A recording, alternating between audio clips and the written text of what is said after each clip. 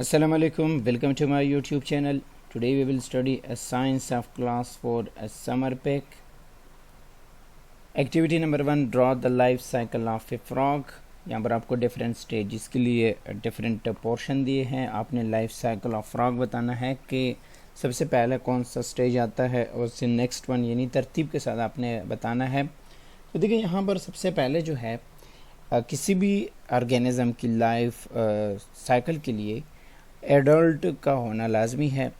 अब ये एडल्ट जो है जाके एग्स देता है और एग्स की जब हैचिंग होती है तो उससे निकलने वाले लार्वा को हम क्या कहते हैं, टेडपोल कहते हैं। और इसकी जब मज़ीद ग्रोथ होती है, ग्रोथ का हमें कैसे पता चलेगा, जब इसके लेग्स निकल आते हैं तो इससे क्या निकलता है, टेडपोल विद लेग्स। फर्दर जब इसकी ग्रोथ होती है तो इससे ये 5 नंबर स्टेज जिसको हम क्या कहते हैं, फ्रॉगलेट कहते हैं।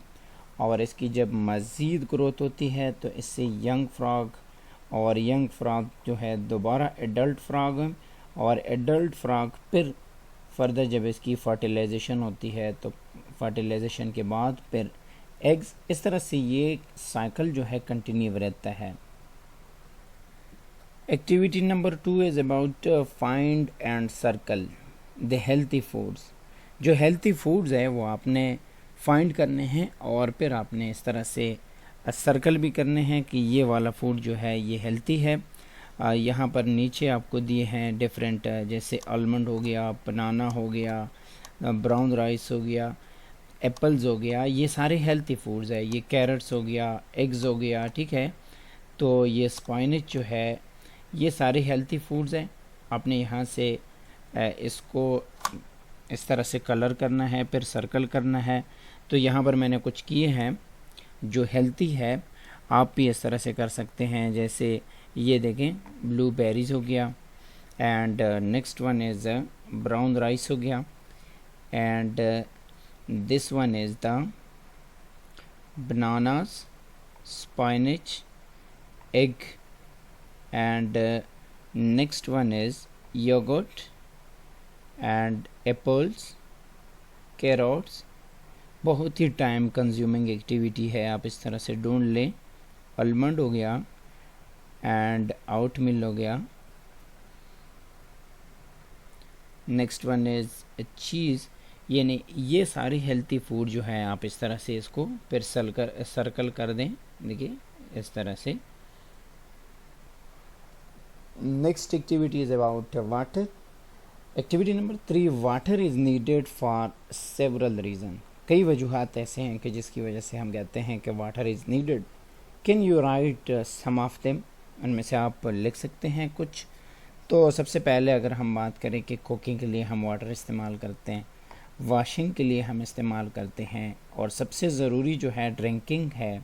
इसके बाद हमारे पास आता है क्लीनिंग एंड वाटरिंग प्लांट्स, जब हम प्लांट्स को देते हैं। पावर जनरेशन, यानी जब आप पावर जनरेशन के लिए जो आप मशीनें चलाते हैं उनको कूल करने के लिए। स्प्रिंकलिंग, यानी आप इस तरह से डिफरेंट वजूहात बता सकते हैं कि इस वजह से हमारे पास जो है वाटर इज़ नीडेड, यानी इसकी सख्त ज़रूरत होती है कि वाटर के बग़ैर ये नामुमकिन है। एक्टिविटी नंबर 4 बहुत ही इंटरेस्टिंग है। Look carefully at the picture. इस पिक्चर को आप गौर से देखें। इन द बॉक्स, यहाँ पर आपको बॉक्स दिए हैं, ये देखें। In the box next to each of them put a P if it is a producer. अगर ये प्रोड्यूसर है, प्रोड्यूसर मीन्स कि अगर ये जो फूड तैयार करने में हेल्प करते हैं, किसी भी इकोसिस्टम के लिए जो है, जो फूड आता है वो प्रोवाइड करने वाले ऑर्गेनिज्म क्या कहलाते हैं, प्रोड्यूसर कहलाते हैं। जैसे प्लांट हो गए। तो if it is a consumer, जो इस्तेमाल करने वाले होते हैं वो कंज्यूमर कहलाते हैं। अगर कंज्यूमर है तो फिर आपने सी लिखना है। और D if it's a decomposer, अगर ये डिकम्पोज़र है यानी फंजाई, बैक्टीरिया वगैरह, अगर ये है तो फिर आपने बॉक्स में डी लिखना है। डिकम्पोज़र का फिर आपको बताया भी है, डिफिनीशन किया है कि an organism specially a soil bacterium, fungi जो है इसमें स्पेसिफिक है, फंगस और इनवर्टिब्रेट यानी कि जिसमें वर्टिब्रल कॉलम नहीं होता, वो इनवर्टिब्रेट होते हैं, ये डिकम्पोज़र कहलाते हैं। That decomposes organic material. Organic material वो मटेरियल होते हैं कि जो कि जिसमें बैकबोन जो होता है वो कार्बन होता है। तो यहाँ पर हम कहते हैं कि ये जो है प्रोड्यूसर है पाइन ट्री। क्यों? क्योंकि ये इकोसिस्टम को फूड प्रोवाइड करता है, और ये जो है ये भी प्रोड्यूसर है, ये जो है कंज्यूमर है, और इसके साथ ये भी कंज्यूमर है।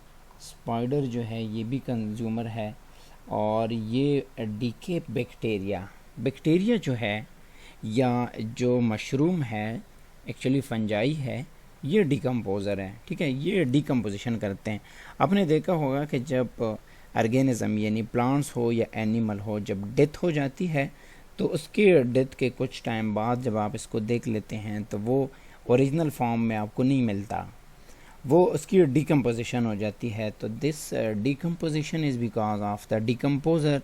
ये ज़्यादातर माइक्रो ऑर्गेनिज्म होते हैं, और ये जो है ये भी आपके पास प्रोड्यूसर है। नेक्स्ट वन इज़, ये देखें, ये भी प्रोड्यूसर हो गया, और ये कंज्यूमर है। प्लांट है तो ऑलरेडी हमने इसके बारे में बताया है कि प्रोड्यूसर है, और फ्लाइज जो है ये भी कंज्यूमर है। Next activity is about draw a food chain. Food chain का आपने एक ड्रा करना है to show how energy is transferred through food. Energy कैसे ट्रांसफ़र होती है फूड के थ्रू। Label the producer, primary consumer, secondary consumer, tertiary consumer, quaternary consumer. यानी आपने फिर बताना है कि कैसे। फॉर एग्जांपल हम कहते हैं कि let's suppose we have a producer. Producer means के जो इकोसिस्टम को फूड प्रोवाइड करते हैं, और ये आम तौर पर या ये जो है ये प्लांट्स ही हो सकते हैं, बिकॉज दे आर ऑटोट्रॉफ, अपना खुराक जो है ख़ुद तैयार करते हैं। अब इस प्लांट्स को खाने वाले जो ऑर्गेनिज्म होते हैं जो डायरेक्टली इस प्लांट्स को खाते हैं, these are called primary consumer. अब यहाँ पर दूसरे ऑर्गेनिज्म जो डायरेक्टली ग्रास तो नहीं खाते या जो डायरेक्टली प्लांट्स तो नहीं खाते, लेकिन प्राइमरी कंज्यूमर को खाते हैं, अपना खुराक इसको बनाते हैं, तो इसको हम कहते हैं सेकेंडरी। और यहाँ पर जो तीसरे नंबर पर जो ऑर्गेनिज्म आते हैं जो डायरेक्टली प्लांट्स तो नहीं खाते लेकिन ये खाते हैं, तो इसको हम क्या कहते हैं, टर्शरी कंज्यूमर। ये मैं आपको दिखा देता हूँ, आप यहाँ से इस तरह से लिख सकते हैं। ओके, यहाँ पर आप देखें कि जो प्रोड्यूसर है, लेट्स सपोज हमारे पास एग्जांपल मौजूद है ग्रास का। अब ग्रास जो है ये ग्रास हॉपर खाते हैं, यानी grass hopper depend directly on the grass, और जो रेट है it doesn't eat grass directly but it depend on the grasshopper। तो इस वजह से हम कहते हैं these are secondary consumer। अब स्नेक जो है डायरेक्टली ग्रास तो बेशक नहीं खाते, लेकिन ये अपना खुराक किसको बनाते हैं, रेड्स को बनाते हैं, तो इस वजह से ये हमारे पास आता है टर्शरी। अगर आप मज़ीद जाते हैं, चौथे नंबर पर आते हैं, इसको हम कहते हैं क्वाटर्नरी कंज्यूमर। तो ये आपके पास ये जो ईगल्स या जो हॉक है ये आ जाते हैं। अगर आप पॉन्ड बायोम में देखें, यानी जहाँ पर पानी होता है, तो एलजी जो है एलजी भी ऑटोट्रॉफिक है, अपना खुराक खुद तैयार करते हैं। तो जो मस्कीटोज़ लार्वा होते हैं वो एलजीज खाते हैं, और जो ड्रैगन फ्लाई होते हैं या जो इनके लार्वा होते हैं वो अपना खुराक मस्कीटो को बनाते हैं। इसी तरह जो फ़िश होते हैं वो इसको अपना खुराक बनाते हैं। तो इस तरह से ये प्राइमरी कंज्यूमर हो गया, ये सेकेंडरी कंज्यूमर हो गया, ये टर्शरी कंज्यूमर। यानी डायरेक्टली तो प्लांट्स या प्रोड्यूसर को नहीं खाते, लेकिन कंज्यूमर को जो कि डायरेक्टली डिपेंड करता है प्रोड्यूसर पे, उसको खाते हैं। इस वजह से हम सेकेंडरी और टर्शरी कंज्यूमर कहते हैं। Next one is energy is important for animal survival. किसी भी एनिमल सर्वाइवल के लिए एनर्जी जो है बहुत ही अहम है, लेकिन कैसे? All living things need energy. Energy के बग़ैर जो है लिविंग ऑर्गेनिज्म ज़िंदा नहीं रह सकते। विदाउट इट अब ज़िंदा नहीं रह सकते, तो ग्रो भी नहीं कर सकते, मूव भी नहीं कर सकते, अपने नस्ल को भी नहीं बढ़ा सकते, can not produce young one, यानी अपना साइकिल कंटिन्यू नहीं कर सकते। तो इस वजह से ये एनर्जी जो है मोस्ट इम्पॉर्टेंट है। Animals need energy to grow and reproduce. अगर एनिमल्स में ग्रोथ है ग्रोथ पॉसिबल है, यानी डिफरेंट स्टेजेस पे इसने गुजरना होता है, एडल्ट स्टेज तक पहुंचना होता है, फिर एडल्ट स्टेज से ये आगे रिप्रोडक्शन में जाता है। अगर ये रिप्रोडक्शन के लिए या ग्रोथ के लिए इसकी जो लाजमी चीज़ है वो क्या है, एनर्जी है। With the help of energy living things can maintain their structure and can respond to their environment. अगर उसमें एनर्जी है वो अपना स्ट्रक्चर मेंटेन कर सकते हैं, या जो एनवायरनमेंट है कि जिसमें वो रह रही हैं उसका मुकाबला कर सकते हैं, तो यानी रिस्पांस दे सकते हैं, तब ही ये अपनी नस्ल को बढ़ा सकते हैं। तो इस वजह से कि हम कहते हैं energy is the most important for animal survival. Activity number 6, name any 2 animals. आपने दो एनिमल्स के नेम लिखने हैं कि ऐसे एनिमल्स जो क्लाइंबिंग कर सकते हैं, तो उसमें हम स्क्वायरल लिख सकते हैं और मंकी का भी लिख सकते हैं। जो क्रॉल करते हैं उसमें हमारे पास आता है क्रोकोडाइल हो गया, लिजर्ड हो गया। जो डिगिंग करते हैं माइस हो गया, रैबिट्स हो गया। एंड जो फ्लोटिंग कर सकते हैं वो फ्रॉग है एंड डक है। आप अपनी मर्ज़ी का लिखें। तो जो फ्लाई कर सकते हैं वो बर्ड्स, बेट जो है अगरचे ये मैमल है लेकिन ये फ्लाई कर सकता है। तो जो ग्लाइड है उसमें फ्लाइंग स्क्वायरल आता है, या फ्लाइंग जो है लिमोर्स आता है। जंपिंग में आप लिखें कैंगरू एंड फ्रॉग। रन में आप लिखें टाइगर एंड डॉग। स्विम में फिश एंड पेंगुइन जो है इसका लिखें। Okay, next one is living things adopt to suit their environment. अब हर ऑर्गेनिज्म में एक एडाप्टेशन हुई है, इवोल्यूशन हुई है। इवोल्यूशन मीन्स कि उसने अपने जिस्म के मुताबिक, ताकि उसको फिज़िकली या जो बॉडी स्ट्रक्चर के लिहाज से या अपनी ज़रूरियात के मुताबिक उसने एडाप्टेशन की हुई है। ठीक है, तो adopt to suit their environment. Below are 6 environment. ये देखें 6 एनवायरनमेंट आपको दिए हैं एंड 6 लिविंग थिंग्स। आपने क्या करना है, आपने बताना है कि विच लिविंग थिंग सूट विच एनवायरनमेंट। कौन सा लिविंग ऑर्गेनिज्म कौन से एनवायरनमेंट में होना चाहिए। तो हम लिख सकते हैं कि माउंटेन एनवायरनमेंट में कौन सा होना चाहिए, तो ये जो है माउंटेन एनवायरनमेंट में होना चाहिए। अंडरग्राउंड एनवायरनमेंट, अब अंडरग्राउंड यानी जो डिगिंग कर सकते हो, तो उसके लिए हम ये लिखते हैं। अब जो रेन फॉरेस्ट है जहाँ पर डाइवर्सिटी बहुत ज़्यादा होती है, तो उसमें हम मंकी का कहते हैं कि ये बेस्ट वन है, उसकी एडेप्टेशन ऐसी हुई है। एंड आर्कटिक एनवायरनमेंट में अगर आप पोलर बियर की बात करते हैं, अब आर्कटिक एनवायरनमेंट में देखिए इसमें ऐसी एडेप्टेशन हुई होती है कि इसका जो स्किन होता है बहुत ही थिक होता है, और ये लो टेम्परेचर से इसकी बॉडी पर बहुत ज़्यादा इफ़ेक्ट नहीं होता।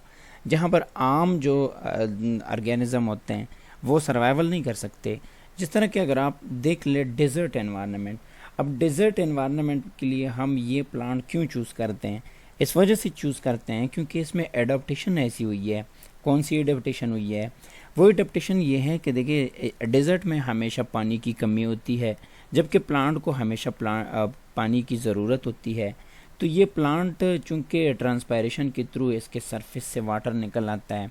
अब ये वाटर नहीं जाना चाहिए, क्यों, क्योंकि वाटर की तो शदीद ज़रूरत होती है फोटोसिंथेसिस में।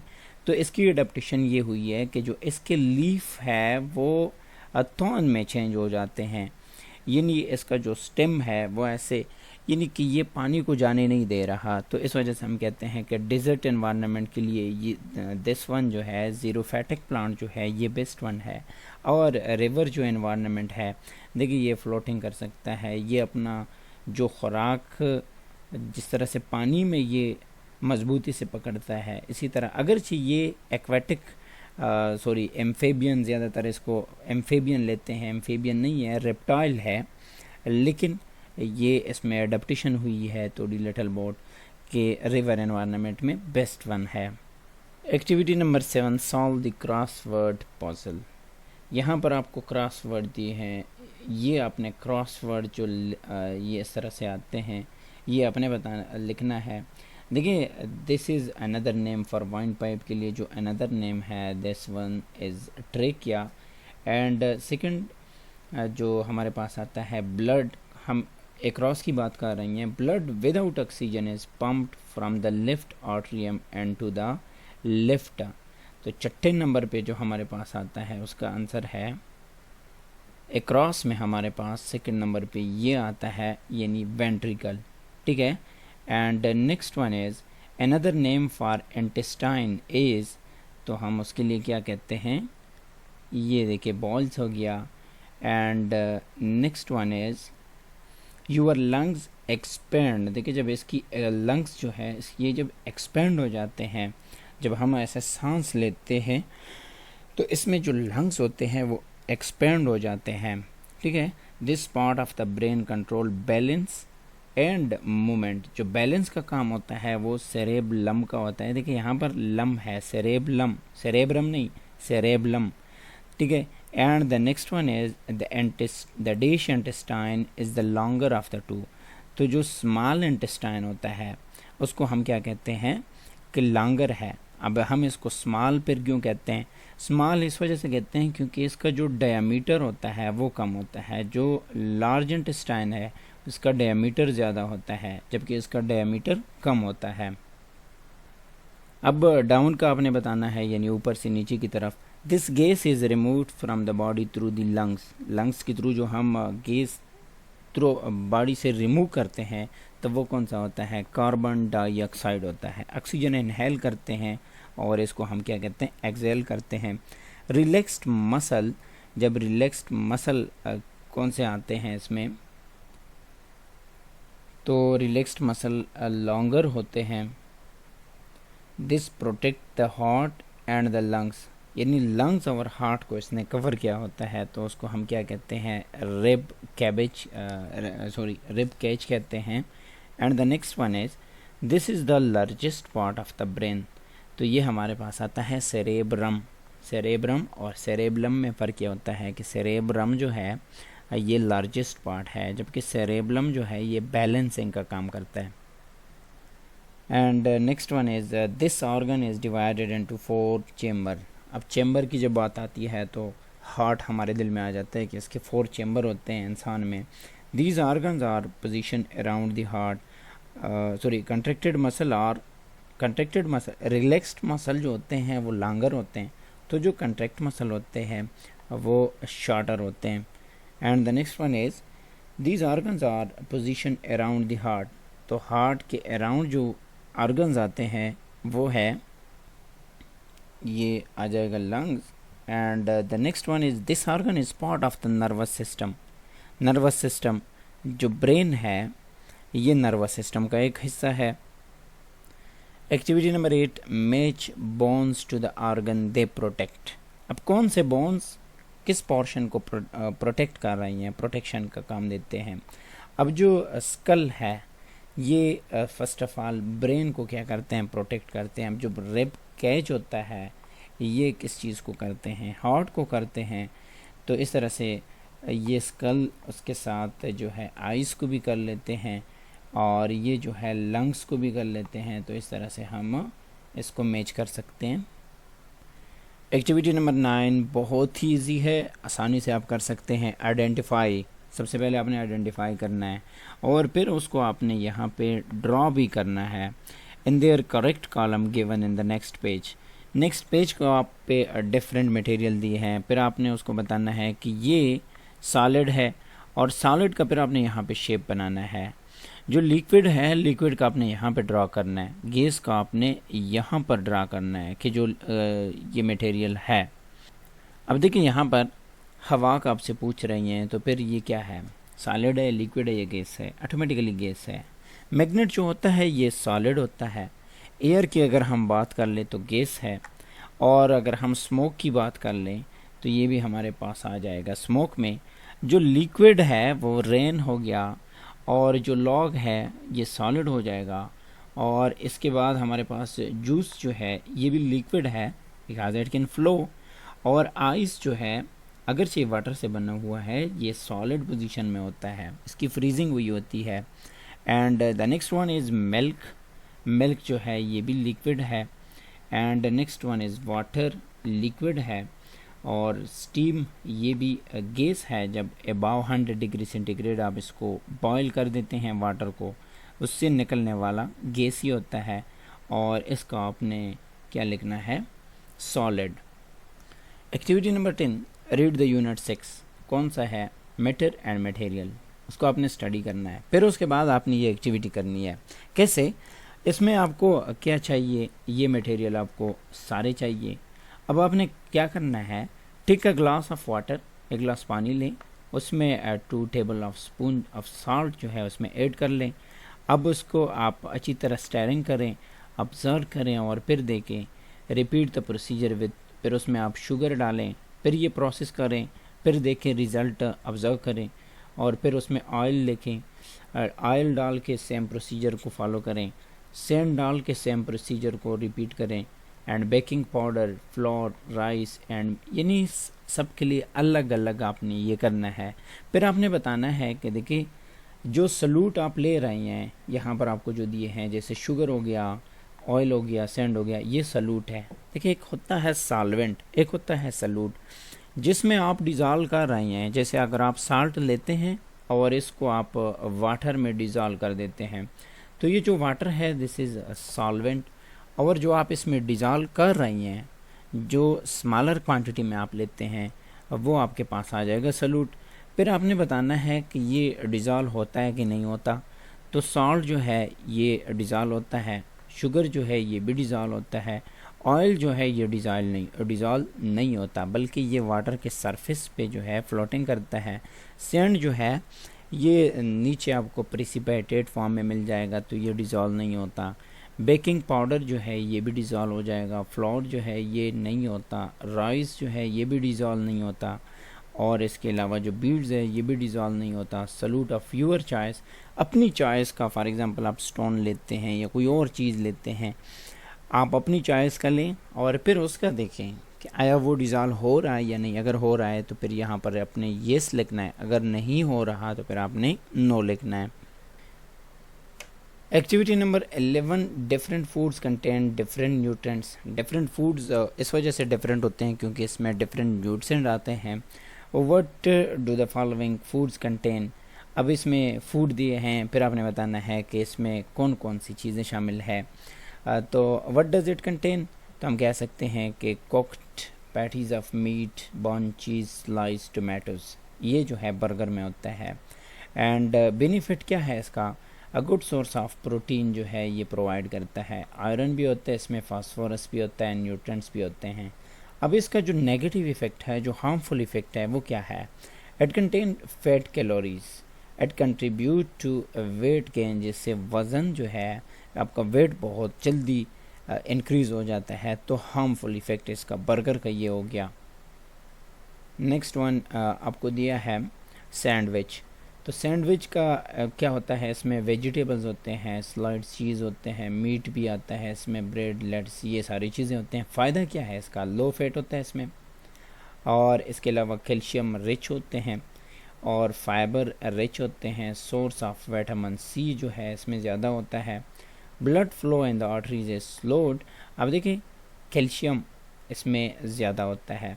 अब दूसरा आप ये लिख सकते हैं कि जो कैल्शियम का मकदार जब बहुत ज़्यादा आप खाते हैं, जिस तरह टोमेटोज़ में कैल्शियम का मकदार ज़्यादा होता है, तो इससे आपके किडनी स्टोन में का प्रॉब्लम भी आ सकता है। तो हम ये लिख सकते हैं कि किडनी स्टोन का प्रॉब्लम भी आ सकता है, जो कि कैल्शियम ऑक्सलेट होता है। 70% ऑफ स्टोन जो है वो कैल्शियम ऑक्सलेट होता है। नेक्स्ट वन इज़ चीज़, क्या होता है इसमें, high amount of vitamin A and B12 ज़्यादा होता है इसमें। फ़ायदा क्या है कि न्यूट्रिएंट्स यानी जो आपके हेल्थ के लिए, जो आपके बोन के लिए, हेल्थी टीथ के लिए ज़रूरी है, वो इसमें ज़्यादा होते हैं। It is typically high and saturated fat and calories. Saturated fat means कि जो जिसमें सिंगल बॉन्ड्स आते हैं इसमें, और कैलोरीज जो है इसमें काफ़ी ज़्यादा मकदार में होते हैं, जो कि नेगेटिव इफ़ेक्ट उसका आ जाता है। फिर नेक्स्ट वन जो है वेजिटेबल सलाद का पूछ रहे हैं कि इसमें क्या होता है। तो वेजिटेबल्स है तो आप इसमें ये सारी चीज़ें लिख सकते हैं। फ़ायदा क्या होता है, नेचुरल सोर्स ऑफ फाइबर है, ठीक है। तो गुड फॉर वेट कंट्रोल जो है आप इजीली कर सकते हैं जब आप ज़्यादा मकदार में वेजिटेबल्स खाते हैं, क्योंकि नेचुरल होते हैं। इसमें हर चीज़ जो है नेचुरली जितना बॉडी को ज़रूरत होती है तकरीबन उतना ही मिल जाता है इसमें। ईटिंग टू मैनी सलाद जो है, जब आप बहुत ज़्यादा खाते हैं तो इससे इंडाइजेशन का प्रॉब्लम आता है, acid reflux for many people, यानी इसमें एसिडिटी भी आ जाती है इसमें जब आप बहुत ज़्यादा मकदार में खाते हैं। या आप सेम प्रॉब्लम जो अभी मैंने बताया कि अगर आप बहुत ज़्यादा मकदार में सलाद जिसमें टोमेटोज़ वगैरह होते हैं या जिसमें स्पाइनच होते हैं, तो इससे किडनी स्टोन का प्रॉब्लम यह हो सकता है। नेक्स्ट वन इज़ स्ट्रॉबेरी का मिल्क शेक जो है उसका आपने बताना है। जब मिल्क शेक है तो लाजमी बात है मिल्क हो गया, नॉन फैट मिल्क हो गया, sugar high fructose corn sugar हो गया। एंड फ़ायदा क्या है, पैक्ड विद विटामिन होते हैं, इसमें फाइबर्स होते हैं, हाई लेवल एंटीऑक्सीडेंट, यानी जो एंटीऑक्सीडेंट जो कि बहुत ही लाजमी चीज़ है। हार्मफुल इफ़ेक्ट इसका क्या होता है, आमतौर पर नहीं होता। And next one is grilled meat है। ग्रिल्ड मीट यानी जब आप इसको क्या करते हैं, इसी तरह ग्रिल कर देते हैं बग़ैर ऑयल वगैरह के, तो इसको हम क्या कहते हैं, ग्रिल्ड मीट कहते हैं। Rich in protein and source of nitrogenous compound, nitrogenous compound का इसमें बहुत ज़्यादा परसेंटेज होता है, प्रोटीन का भी होता है, लेस फैट होता है, vegetable on the grill are betters, ठीक है। Cooking meat at high temperature produce cancer causing chemical, carcinogen होते हैं जो कैंसर काज करते हैं, उसको हम कार्सिनोजन कहते हैं। जब आप बहुत हाई टेम्परेचर पे करते हैं तो उसमें से ये कार्सिनोजन एक प्रॉपर्टी आ जाती है। एक्टिविटी नंबर 12 जो है आपने प्रैक्टिकली करना है, अपने हाथ को इस तरह से रखें और stick your thumb up in the air and turn the palms toward you, इस तरह से आप करें। हाथ जिस तरह से ये थंब जो है यहाँ पर आपको नज़र आ रहा है, with the first 2 finger of your other hand, ये देखें फर्स्ट 2 फिंगर जो आते हैं, stroke from the top of your thumb down, जहाँ से थंब आपका डाउन, ये देखें ये वाली लाइन जो है यहाँ पर आपने रखना है।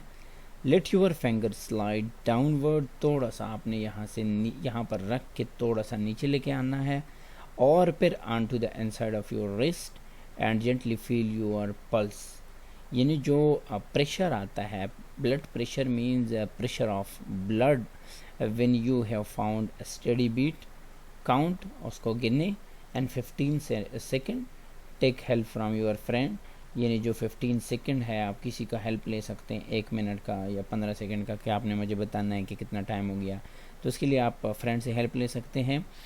और मल्टीप्लाई योर स्कोर बाय 4, अब 4 के साथ आपने मल्टीप्लाई करना है, क्यों करना है, क्योंकि हमने 1 मिनट का मालूम करना है। जब आप इसको 4 के साथ मल्टीप्लाई करते हैं तो इसमें से आपको मिल जाएगा 60 और 60 सेकंड से आपका हो जाएगा 1 मिनट, तो 1 मिनट का आपके पास आ जाएगा जब आप 4 के साथ मल्टीप्लाई करेंगे। आपने ये प्रोसेस जो है 2 दफ़ा इस तरह से करना है कि ये तो फर्स्ट में आपके पास लेट सपोज आ गया 70, सेकंड में 72 एंड थर्ड वन इज़ 74। आप इस तरह से अपना लेके जो आपके पास ऑब्जर्वेशन में आ जाता है। Okay, activity number 13, piece of paper लें, पेंसिल, ये सारी चीज़ें ले आप। आपने क्या करना है, आपने बताना है कि जब आप एक्सरसाइज करते हैं तो जो हार्ट बीट है बिफोर एक्सरसाइज क्या था, लेट सपोज हम कहते हैं कि 70, आपने कोई एक एक्सरसाइज की है, जंप रोप की है, तो फिर जब आप एक्सरसाइज करते हैं तो उससे ऑटोमेटिकली आपका जो हार्ट बीट होता है वो इंक्रीज़ हो जाता है। तो चेंज इन पल्स रेट, यानी पहले कितना था 70 और अब फिर एक्सरसाइज के बाद कितना हुआ 75, तो 75 माइनस 70 जब आप कर लेते हैं तो 5। आप कोई दूसरा गेम लिखें या एक्सरसाइज लिखें, उसमें अपनी ऑब्जर्वेशन के मुताबिक लिखें कि लेट सपोज मैंने ये जो है किया है और पहले जो है ये 70 था, या आप लिख सकते हैं कि मेरा नॉर्मल 72, ये 80 तक 82 या 80 तक आप लिख सकते हैं। डिपेंड करता है आप कौन सा एक्सरसाइज कर रहे हैं और कितने टाइम के लिए कर रहे हैं। Next one is how did you feel by the end of each exercise, जब आप एक्सरसाइज करते हैं तो फिर आप क्या फील करते हैं। Why do you think we need exercise, अब एक्सरसाइज की हमें ज़रूरत क्यों है, आप क्यों ऐसा फील करते हैं। I feel thirsty, first of all जब आप एक्सरसाइज करते हैं तो आप थर्स्टी फील करते हैं। आई आल्सो फेल्ट रिलैक्स्ड, लेकिन उससे आपको स्पेसिफिक रिलैक्सेशन भी मिल जाती है। We need exercise to remain healthy, एक अच्छी सेहत के लिए जो है एक्सरसाइज बहुत ही लाजमी है। एक्सरसाइज क्यों लाजमी है, because it help us to maintain our body in proper way, it help us to loss weight या बॉडी फैट, ये जो है हम एक्सरसाइज से कम कर सकते हैं जो कि नुकसानदेह है। Next one is draw the cycle of oxygen. Let's suppose आपके पास एक प्रोसेस है जो कि प्लांट में होता है फोटोसिंथेसिस। अब फोटोसिंथेसिस में ये रिएक्शन होता है कि C6H12O6 का रिएक्शन होता है किस चीज़ के साथ, कार्बन डाइऑक्साइड के साथ। अब इसका जो प्रोडक्ट आता है वो ऑक्सीजन होता है, और यही ऑक्सीजन को एज अ रेस्पिरेशन प्रोसेस इस्तेमाल करते हैं। उसका जो प्रोडक्ट होता है वो फिर कार्बन डाइऑक्साइड। तो इस तरह से हम लिख सकते हैं। Next one is why is oxygen necessary for the survival of living beings.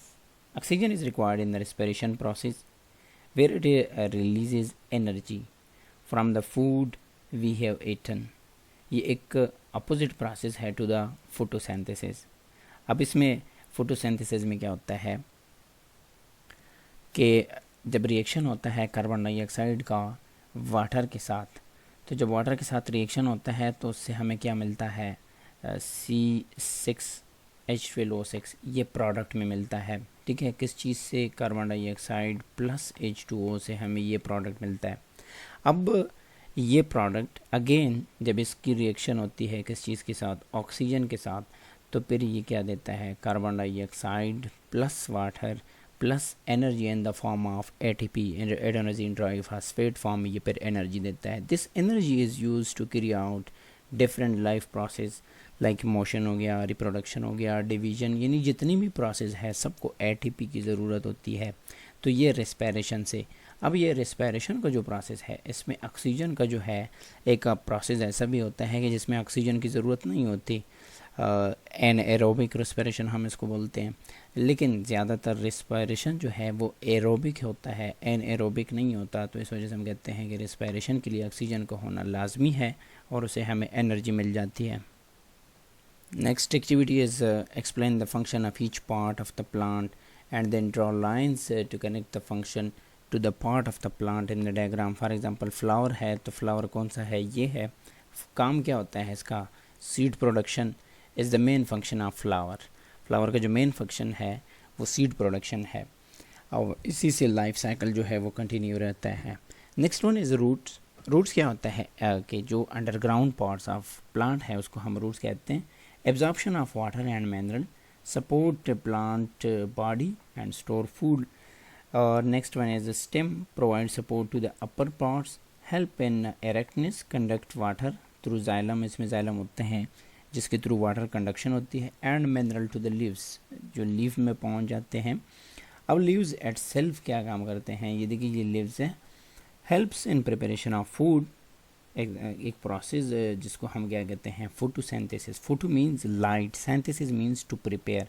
So in the presence of sunlight जो एनर्जी या जो फूड तैयार करते हैं in the form of glucose, इसको हम क्या कहते हैं, photosynthesis. Also help in gaseous exchange, और इसी लीव्स के थ्रू जो है गैसियस एक्सचेंज, यानी जो कार्बन डाइऑक्साइड होता है वो प्लांट के अंदर एंड ऑक्सीजन जो है वो इवॉल्व हो जाता है, provide oxygen to the environment, ये सिस्टम में फिर इकोसिस्टम में आ जाता है।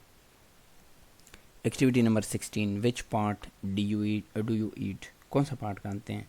लेट्स सपोज एप्पल का आप कौन सा पार्ट खाते हैं, तो इसका जो है हम फ्रूट खाते हैं, और इसका जो है बीन्स का हम क्या खाते हैं, सीड्स खाते हैं, इसका हम जो है फ्लावर्स खाते हैं, कैरोट्स का जो है हम रूट्स खाते हैं। जिस तरह भी हमने पहले एक्टिविटी में पढ़ा कि रूट का फंक्शन क्या होता है, absorb water and store food.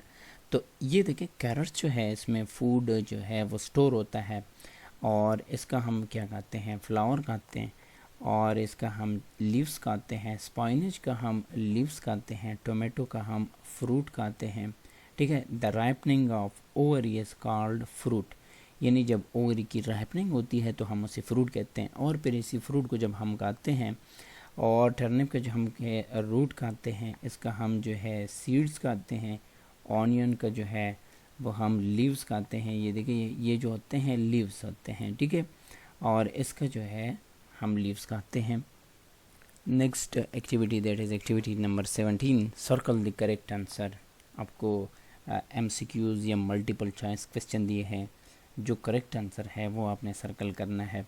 Problem solving is controlled by the frontal lobe, the largest part of the brain. Cerebrum होता है, सेरेब्रम का काम होता है to balance. Or how many times does the heart beat in a minute? 70 times जो है 1 minute या 60 second में एक नॉर्मल इंसान का होता है। नॉर्मल जो है वो लाजमी है, अगर इससे कम ज़्यादा है इट मीन कि ये नॉर्मल नहीं है। What happen when the artery contract in the heart? जब आर्टरी कंट्रैक्ट होता है तो blood without oxygen is pumped from the right atrium to the right ventricle and the lungs are protected by rib cage जो है इसकी protection का काम करता है। Next, what happen when you breathe in? तो ऑक्सीजन जो है वो हम इनहेल करते हैं। The intestine helps to break down of food जो है ये इंटेस्टाइन का काम होता है। And number 8 is the intestine are the part of digestive system. Small intestine, large intestine, ये जो है डाइजेस्टिव सिस्टम में आते हैं। सिस्टम है ना, तो देखिए सेल, टिश्यू, ऑर्गन, सिस्टम। अब सिस्टम में डिफरेंट ऑर्गन होते हैं, तो ये ऑर्गन है और ये कौन से सिस्टम का हिस्सा है? डाइजेस्टिव सिस्टम का। When muscle contract they become shorter. Water is made from oxygen and hydrogen. आप कह सकते हैं कि 2 hydrogen and 1 oxygen. Animal that get energy from animal that eat plants are known as secondary consumer. यानी कि आपके पास plants है, उसके पास कंज्यूमर है, एंड उसके बाद दूसरा जो कंज्यूमर है, इस कंज्यूमर की बात कर रहे हैं कि animal that get energy from animal, वो एनिमल जो ऐसे एनिमल से फूड लेते हैं जो क्या करते हैं, दैट ईट प्लांट्स। अब ये तो प्लांट्स खाते हैं, लेकिन ये वाला खाते हैं, तो ये सेकेंडरी कंज्यूमर हो गया। Which gas do plant absorb? Plant जो है वो कार्बन डाइऑक्साइड गैस एब्जॉर्ब करता है और प्लस वाटर के साथ रिएक्शन होता है जिसको हम फोटोसिंथेसिस कहते हैं, जो कि प्रोडक्ट में हमें ग्लूकोज में देते हैं प्लांट्स को, और फिर हम एज अ फूड इस्तेमाल करते हैं। Which part of the human body is also a muscle? तो जो हार्ट है that is actually muscle. Contraction relaxation का जो है इसमें फिनोमेना होता है। Which feature help a polar bear to survive in a cooled climate? Thick fur जो है इसमें होते हैं, यानी इसमें एडाप्टेशन ऐसी हुई होती है कि इसका जो स्किन होता है बहुत ही थिक होता है, टेम्परेचर का बहुत ही कम इफेक्ट इस पर होता है। The process by which animal reproduce by themselves, तो हम उसे क्या कहते हैं, एसेक्सुअल, यानी इसमें सेक्सुअलिटी। ए मीन्स विदाउट और नो, ये नो सेक्स, यानी इसमें सेक्स किए बगैर जो है जो रिप्रोडक्शन का प्रोसेस होता है हम उसे क्या कहते हैं, asexual reproduction. Which of the following are rich in vitamin C? Orange. Which of the following is not rich in carbohydrate? तो वो है हमारे पास fish. And the next one is which part of the body carries the most germs? तो उसका answer है hands. Activity number 18 is a balancing act. Background knowledge क्या है कि a healthy diet is a balanced combination of food for growth and repair energy giving. तो ये आप पढ़ लें। साइंस एक्टिविटी में आपको दिया है कि here are some meal with an item missing from each one, कुछ दिए हैं और उसमें से कुछ मिसिंग है। Decide what food item you would add to make each meal part of a balance diet. Balance diet के लिए आप कौन सा फूड जो है वो ऐड करना चाहेंगे। Right the name of the item and which food group it is from. ठीक है, अब लेट सपोज हम कहते हैं कि फ़र्स्ट वन जो है that is boiled potato, cabbage हो गया, कैरेट हो गया।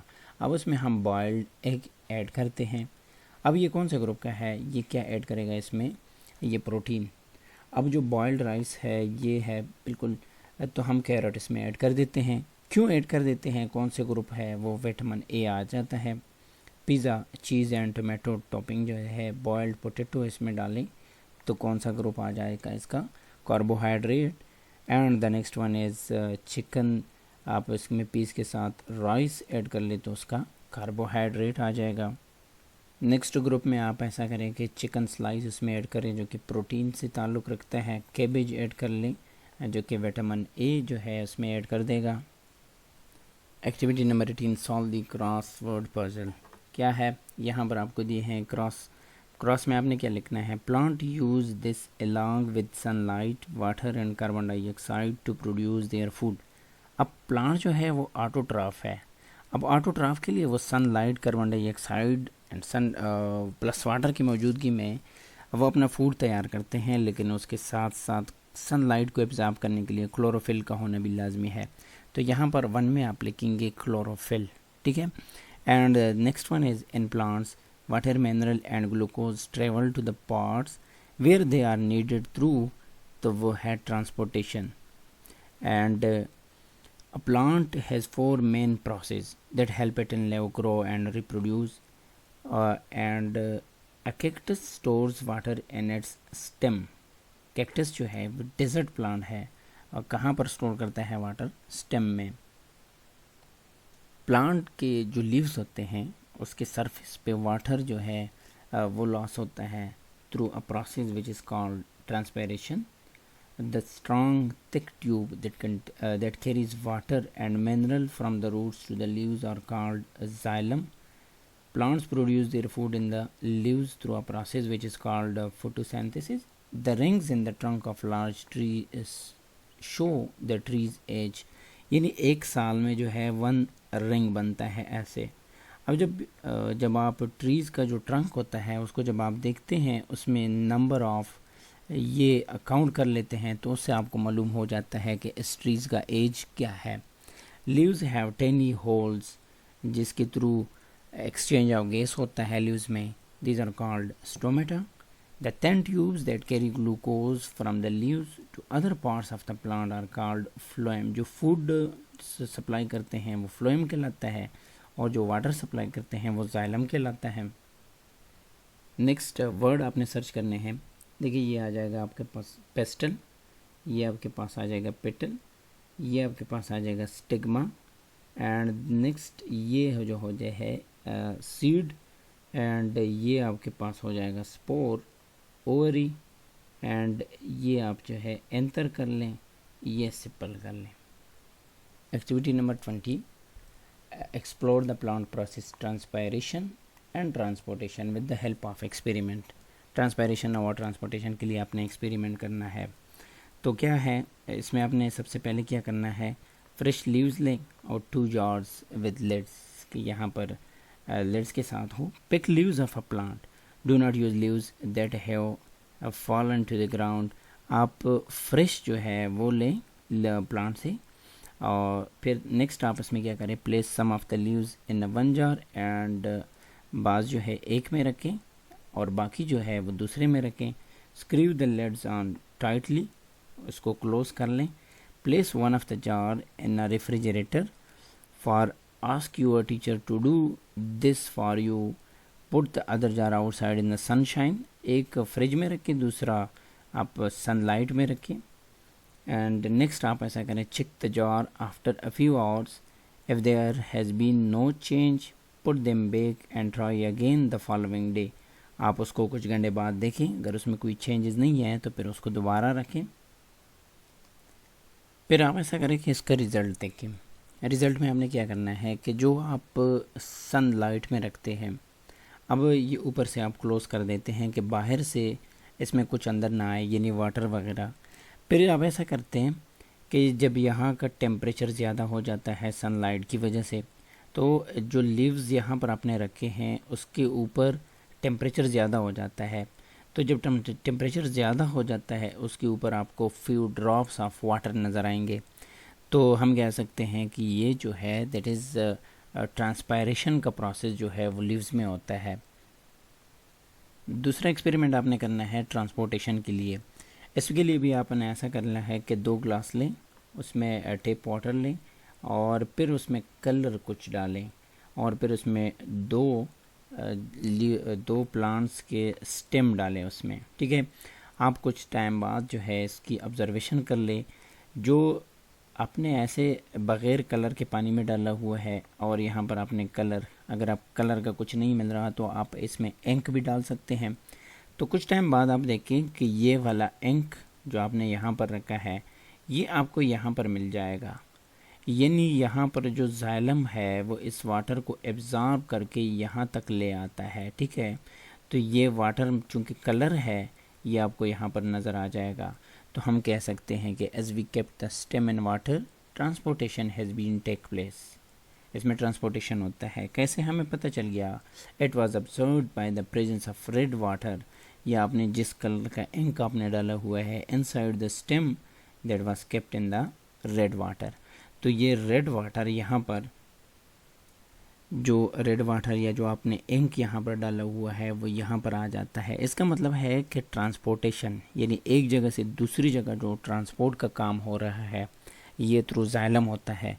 और यहाँ पर क्या होता है, यहाँ पर आपने लिखना है कि जो ट्रांसपायरेशन का प्रोसेस है वो लीव्स के थ्रू होता है, उसमें जो स्टोमेटा होते हैं।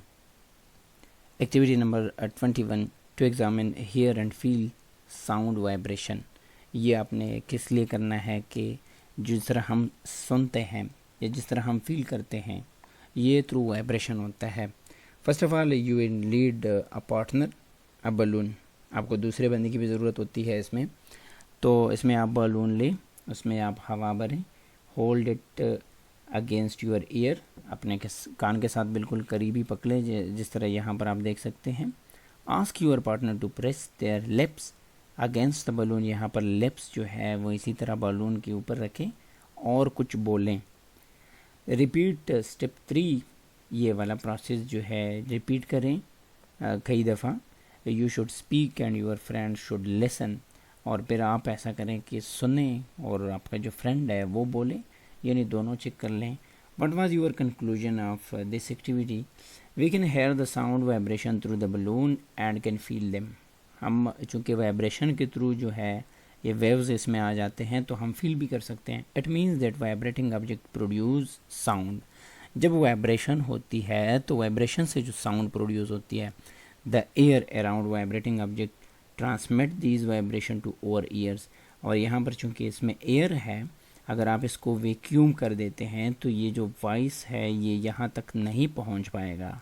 तो हम कह सकते हैं कि एयर जो है वाइब्रेटिंग ऑब्जेक्ट को क्या करते हैं, ट्रांसमिट करते हैं to our ears. This air act is a medium for sound travelling. अगर ये मीडियम नहीं होता, वैक्यूम होता, तो फिर यहाँ पर साउंड जो है वो विदाउट एयर ट्रेवलिंग नहीं कर सकता। और sound can travel through air और मीडियम, और यहाँ पर मीडियम क्या है, एयर है। तो इसके साथ ही आपके क्लास 4 के साइंस की जितनी भी एक्टिविटीज़ है वो ख़त्म हो जाते हैं। अगर आप चाहते हैं कि आप मुझे सपोर्ट करें तो चैनल को ज़रूर सब्सक्राइब कीजिएगा। ठीक है, मिलते हैं नेक्स्ट वीडियो में। तब तक के लिए अपना बहुत सारा ख्याल रखें। अल्लाह हाफिज़।